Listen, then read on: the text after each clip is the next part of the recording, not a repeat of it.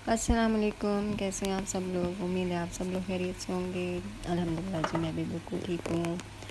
आज तो मैंने अपने जो वीडियोस का आगाज़ ही इससे किया है कि मैं, क्योंकि आज जुम्मा है तो मैं जुम्मे के दिन फिर अचार गोश्त बनाने की तैयारी कर रही थी। अक्सर होता है कि हर फ्राइडे को या तो हमारे घर कढ़ाई बनती है, कोरमा बनता है। इस बार मैंने सोचा डिफरेंट होना चाहिए। डिफरेंट में अचार गोश्त मसाला मेरे पास पड़ा हुआ था, तो मैंने कहा चलें इसको, एक्सपायर तो हो ही जाते हैं, ज़ाहिर बात है, मसाला चाहते हैं क्योंकि अब मौसम भी ऐसा है कि बारिशें वगैरह भी हो रही हैं तो कभी ख़राब ना हो जाए, तो इसलिए फिर मैंने कहा इसको यूज़ कर लेती हूँ। तो मैं अचार गोश्त बनाने की तैयारी कर रही थी। सारी चीज़ें जो है वो मेरे पास रेडी थी, दही, मसाले वगैरह। मसाला तो आपको मैंने बताया नेशनल का है। बाकी चिकन मैंने धो के रखा हुआ था, लहसुन अदरक पेस्ट बनी हुई थी, और प्याज भी मैं जो है वो छील के रख लेती होती हूँ। काट के मैं इसलिए नहीं रखती कि मुझे फिर ऑनेस्टली जो है अंदाज़ा नहीं होता कि कितनी प्याज डालनी है। इस तरह छीली हुई मैं रखी होती है ना मैंने, फ्रिज के जो वेजिटेबल्स का खाना होता है उसमें मैंने छील के रखी होती है। तो फिर छोटी चाहिए होती है तो छोटी निकाल लेती हूँ, किसी में दरमियानी होती है तो दरमियानी फिर मैं 2 डाल देती हूँ। जिस तरह सैलेड के लिए एक छोटी होती है, ऑमलेट के लिए छोटी होती है। कोशिश तो मेरी होती है कि ग्रीन अनियन डाली जाए, स्प्रिंग अनियन ऑमलेट में, लेकिन कभी नहीं भी होती अवेलेबल, तो इसलिए फिर ये जो है ना आइडिया मुझे रमज़ान से ही आया कि प्याज को काट के नहीं तो चलें छील के रखा जा सकता है। उसमें 3-4 दिन आराम से, 4-5 दिन आपके आराम से निकल जाते हैं, क्योंकि रमज़ान में तो बहुत ज़्यादा ज़रूरत होती थी ना। पकौड़ों के लिए आपको चाहिए, आपने दही भल्लों में डालनी है, आपने आलू चने की चाट में डालनी है। तो बस ये मैं खैर अपना आपको आपके साथ एक्सपीरियंस शेयर कर रही थी। हर एक की अपनी होती है आदत, कोई उसी वक्त फ्रेश भी छील लेता है, छील के डालता है। मैं भी ऐसे ही करती होती थी, बस ये अब मैंने सोचा, मैंने कहा ज़रा थोड़ा सा आसानी करते हैं तो ये ऐसे करके देखते हैं। तो बस आज मुझे ये ख्याल आया, मैंने कहा थोड़ा सा ज़रा अपना एक्सपीरियंस शेयर करना चाहिए।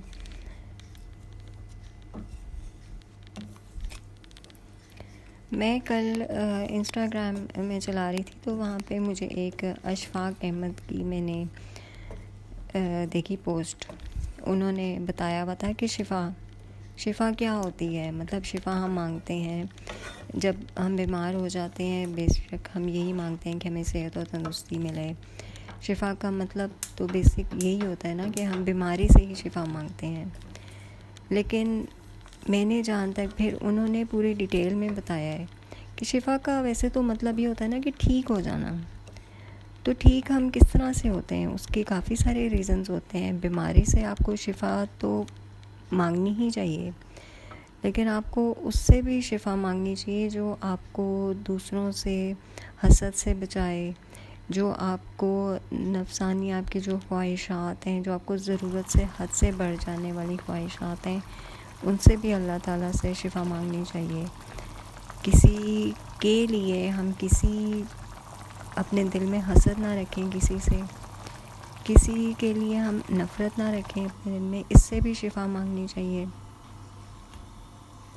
फिर आपको ऐसी बातों से, ऐसी सोचों से शिफ़ा मांगनी चाहिए कि जिससे आपका किसी के लिए आपका जो है दिल ख़राब ना हो, कि हम क्यों बिला वजह किसी के बारे में ऐसे सोचते हैं। जैसे सपोज़ करें कि हम जा रहे हैं, हम किसी से मिलते हैं, कहीं बाज़ार में मिल लेते हैं, कहीं मार्केट में हमारी मुलाकात हो जाती है, कहीं गैदरिंग में हम जाते हैं, तो कोई हमें मिलता नहीं है। मतलब मिलता इस सेंस में कि किसी ने सलाम नहीं किया, या बातों बातों में बात हो गई और किसी ने नहीं आपकी बात का जवाब दिया क्योंकि उसका ध्यान नहीं है इधर, तो हो सकता है उसको कोई टेंशन हो, उसकी कोई परेशानी हो। हम क्यों अपनी तरफ से इस तरह से सोच लेते हैं कि जी, और अपना दिल ख़राब कर लेते हैं। तो इसलिए ऐसी बातों से भी शिफ़ा मांगनी, छोटी छोटी चीज़ें होती हैं जिससे हमें जो है फिर वो शिफ़ा मांगनी चाहिए। ये एक मुझे बहुत अच्छी उनकी ये बात लगी। फिर ऐसे लोगों से शिफ़ा मांगनी चाहिए जो हमारा ज़हनी सुकून ले लेते हैं, छीन लेते हैं। मतलब जो हमें मेंटली टॉर्चर करते हैं, जिनकी हमें बातें इतनी बुरी लगती हैं, तो अल्लाह ताला से ऐसे लोगों से भी शिफ़ा मांगनी चाहिए। तो बस ये छोटी सी एक मेरी थी, मैंने कहा ये मैं आपके साथ शेयर करूं कि शिफ़ा जो है बहुत सारे तरीक़ों के लिए हमें अल्लाह ताला से मांगनी चाहिए। तो ये जब मैं वीडियो कर रही हूँ, क्लिप अपना आपके साथ शेयर कर रही हूँ, तो इसमें मैंने आपको ये भी एक टिप देनी थी कि मैं बेसिकली ये नहीं होता कि जी पूरा एक गिलास भर के पानी का तो मैं पीऊँ। मैंने एक बॉटल अपनी रखी होती है और मैं नॉर्मल टेम्परेचर का पानी पीती हूँ। मैं बहुत ज़्यादा ठंडा नहीं पीती, ना मैं बहुत गर्म पीती हूँ। मैं अगर तो कूलर लगा हुआ है, पंखा चल रहा है, मैं फ़्रेश जो पानी होता है वो मैं भर लेती हूँ बॉटल में और फिर मैं उसको रख देती हूँ। अगर तो आप एसी चल रहा है, आप एसी वाले रूम में रखें तो उसका टेम्परेचर बहुत अच्छा नॉर्मल होता है।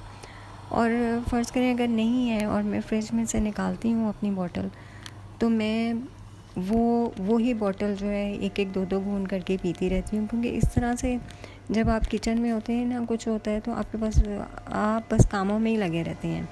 आप ये नहीं सोचते एक गिलास पूरा पानी का भर के और वो पिया जाए। मेरे से इस तरह नहीं पिया जाता, मैं एक एक दो घूंट करके मैं पीती रहती हूँ। तो बस इस तरह से फिर वो मेरी वो भी हो जाती है, क्वांटिटी भी पूरी हो जाती है पानी की, और नॉर्मल टेम्परेचर का पानी पीती हूँ मैं।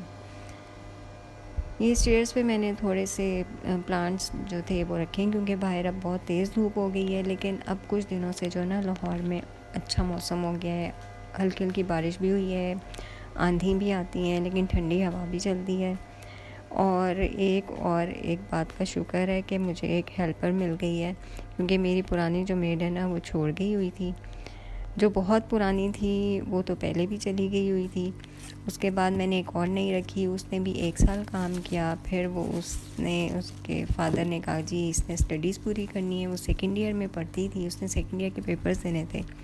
तो मैं कहा इस बात पे तो मैं नहीं उसको मना करूँगी, हाँ बेशक तुम पढ़ाई करो। तो अब मुझे एक और मिल गई है, ये भी शुक्र है, क्योंकि बहुत ज़्यादा काम होता है और आजकल आपको पता है जैसे आंधियाँ आ रही हैं तो गंद बहुत ज़्यादा मचता है।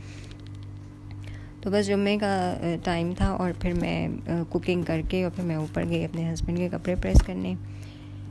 ऊपर वाले पोर्शन में भी अल्लाह का शुक्र है कि मतलब बेहतर है। पिछले दिनों बहुत ज़्यादा गर्मी थी, वो एक हफ़्ता बहुत ज़्यादा गर्मी पड़ी, फिर जब ये बारिश हुई है और फिर हवाएं चली हैं तो बहुत अच्छा मौसम हो गया लाहौर में। आप लोग बताएं, आप लोग कौन सी सिटी से हैं और आपके उधर मौसम का क्या हाल चल रहा है, तो कमेंट्स में ज़रूर बताया करें। फिर एक और टिप मैंने आपके साथ शेयर करनी है। मैंने रमज़ान में जैसा लेमन जूस निकाल के फ्रीज़ कर दिया हुआ था, तो मैंने उसके पील्स तो नहीं फेंके थे, मैंने तो लेमन ये देखे ना फ्रीज़र में मैंने रखे हुए हैं चॉपर में भर के। ये फिर कोई भी ऐसी मेरी सब्ज़ी होती है, बिरयानी में डालना होता है। अब ये जिस तरह मैं अचार गोश्त बना रही हूँ इसमें मैं डालूँगी, मैं आलू की भुजिया होती है उसमें कद्दू बनाना होता है, उसमें मैं हर सब्ज़ी में डाल देती हूँ, करेलों में डालती हूँ, भिंडी में डालती हूँ, तो वो बड़ा अच्छा थोड़ा टेंगी सा खट्टा मीठा सा आ जाता है इस फ्लेवर। तो बस ये छोटी छोटी एक तो बचत भी हो जाती है, और कुछ हाँ मैं फिर ये इन लेमन पील्स को ज़ाहिर बात है आप माइक्रोवेव साफ़ करने के लिए आपके काम आ जाता है। और थोड़ा सा मैंने इससे कुछ क्लीनर भी बनाया था, उसमें मैंने मीठा सोडा साथ फेंक दिया था। तो बस ये छोटी छोटी बचत किसी ना किसी तरह से कहीं से हम कुछ ना कुछ टोटके अपने करते ही रहते हैं। बस ये छोटा सा मैंने वीडियो बनाई थी, मैंने कहा शेयर कर दूँ। फिर इंशाल्लाह आपसे नेक्स्ट टाइम मुलाकात होती है, नेक्स्ट टाइम तो मैं वीडियो डालूँगी, तब आपसे बातें होंगी। तब तक अल्लाह हाफ़िज़।